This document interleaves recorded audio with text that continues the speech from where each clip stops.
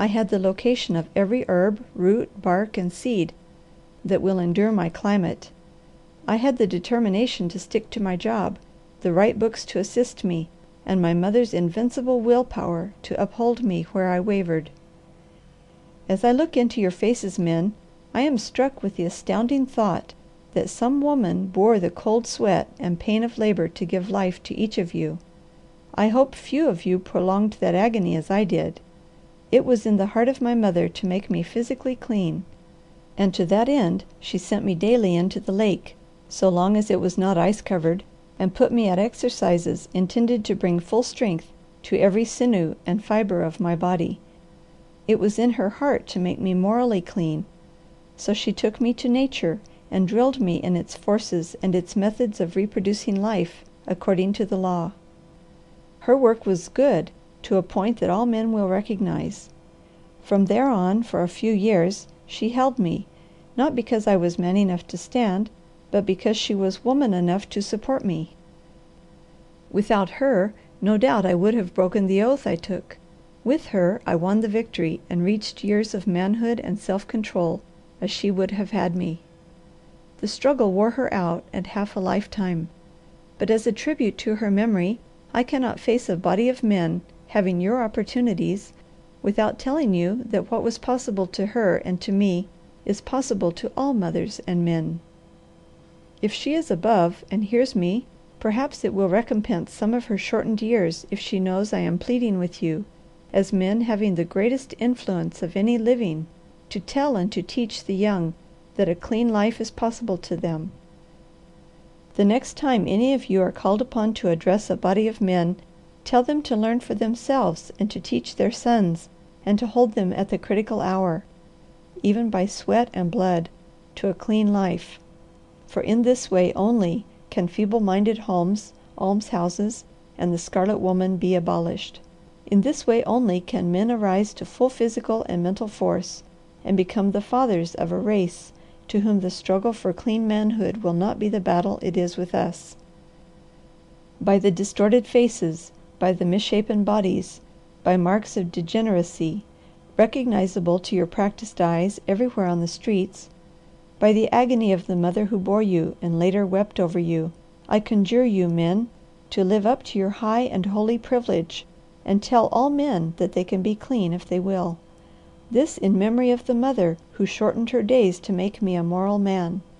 And if any among you is the craven to plead immorality as a safeguard to health, I ask, what about the health of the woman you sacrifice to shield your precious bodies?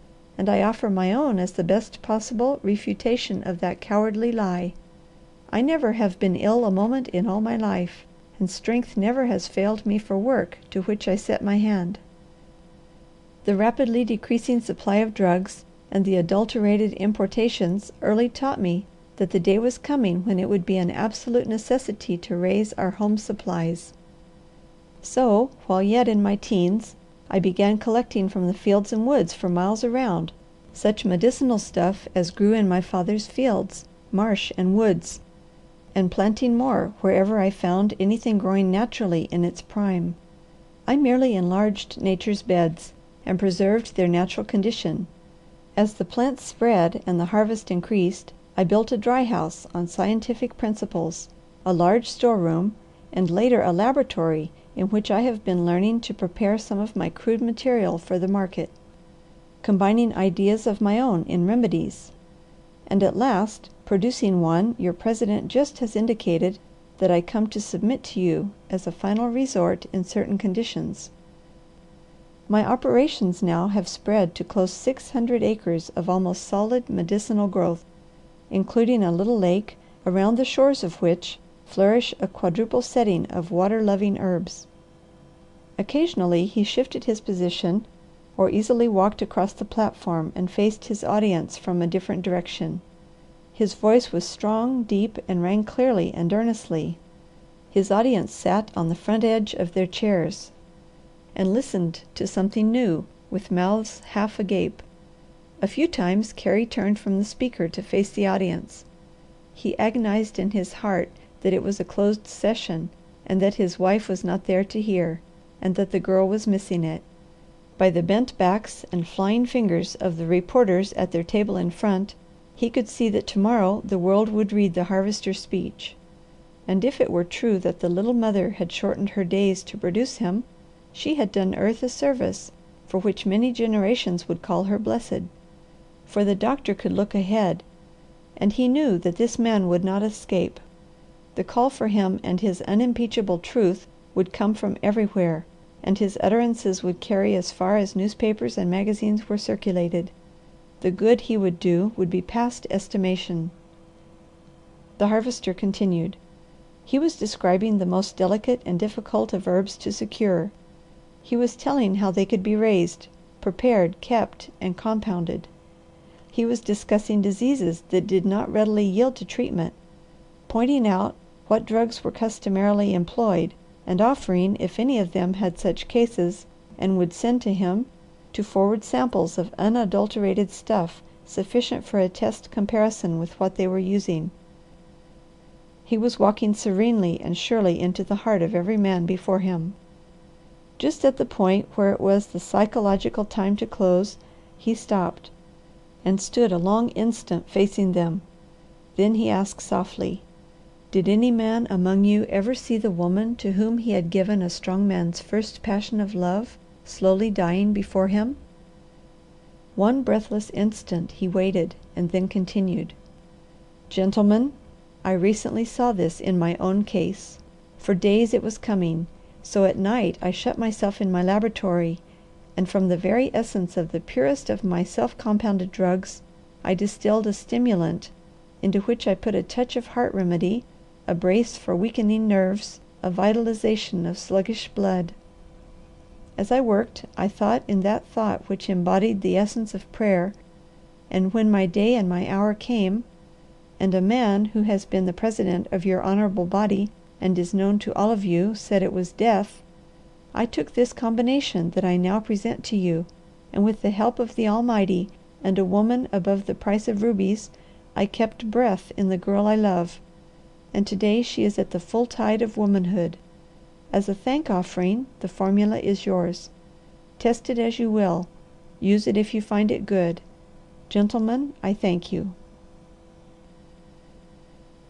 Carey sank in his chair and watched the Harvester cross the stage. As he disappeared, the tumult began, and it lasted until the president arose and brought him back to make another bow, and then they rioted until they wore themselves out. In an immaculate dress suit, the Harvester sat that night on the right of the gray-haired president and responded to the toast, "The Harvester of the Woods." Then the reporters carried him away to be photographed, and to show him the gay sights of New York. In the train the next day, steadily speeding west, he said to Doctor Carey, "I feel as the old woman of Mother Goose who said, 'Lauk a mercy on us, can this be really I?'" "You just bet it is!" cried the doctor. "And you have cut out work for you in good shape." "What do you mean?" "I mean that this is a beginning. You will be called upon to speak again and again. The point is, do you honestly think I helped any?" "You did inestimable good. It only can help men to hear plain truth that is personal experience. As for that dope of yours, it will come nearer raising the dead than anything I ever saw. Next case I see slipping, after I've done my best, I'm going to try it out for myself." "All right. Phone me and I'll bring some fresh and help you." At Buffalo, the doctor left the car and bought a paper. As he had expected, the portrait and speech of the Harvester were featured. The reporters had been gracious. They had done all that was just to a great event, and allowed themselves some latitude. He immediately mailed the paper to the girl, and at Cleveland bought another for himself. When he showed it to the Harvester, as he glanced at it, he observed, "Do I appear like that?" Then he went on talking with a man he had met who interested him. End of chapter 20.